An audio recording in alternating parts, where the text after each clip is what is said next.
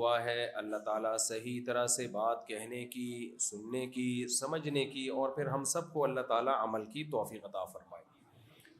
جس طرح سے ہدایات دی جا رہی ہیں تو آپ لوگ بیٹھ جائیں، کھڑے نہ رہیں، اور ویڈیو نہ بنائیں موبائل سے، آپ کو مل جائے گی ویڈیو۔ کھل کے میں بات ہی نہیں کر سکتا اگر ویڈیو بن رہی ہو، ہر شادیوں پہ تو بات پھر ہو ہی نہیں سکے گی۔ اچھا، بیان میں خواتین بھی ہیں تو تھوڑا ہمیں احتیاط سے کام لینا ہے۔ اگر صحیح طرح سے 4 شادیوں پہ بات سننی ہے تو کبھی خوشبو لگا کے آپ ہمارے علاقے میں آؤ، بیٹھے۔ خواتین غصہ ہوتی ہیں، 4 شادیوں کی سکھا کے جا رہے ہیں مفتی صاحب، ہمارے شوہروں کو خراب کر رہے ہیں۔ بھائی میں جو یہ بات کرتا ہوں عورتوں کے لیے، طلاق یافتہ بیوہ کنواری عورتیں اتنی زیادہ ہیں کہ اگر نہیں کرو گے تو ان بیچاری عورتوں کا کیا ہوگا؟ جب آپ کی اپنی بہن بیٹی کو طلاق ہوتی ہے تو پھر دوسری پہ دینے کے لیے آمادہ ہو جاتے ہو کہ یار کوئی پہلی والا نہیں ملتا، چلو کوئی اچھا دوسری والا مل جائے۔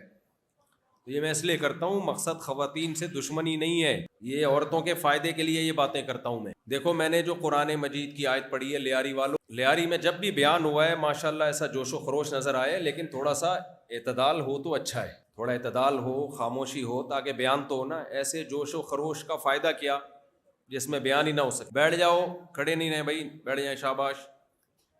لیاری سے جو ہماری وابستگی ہے بہت پرانی ہے، اسکول میں ہمارے دوست لیاری کے پڑھتے تھے۔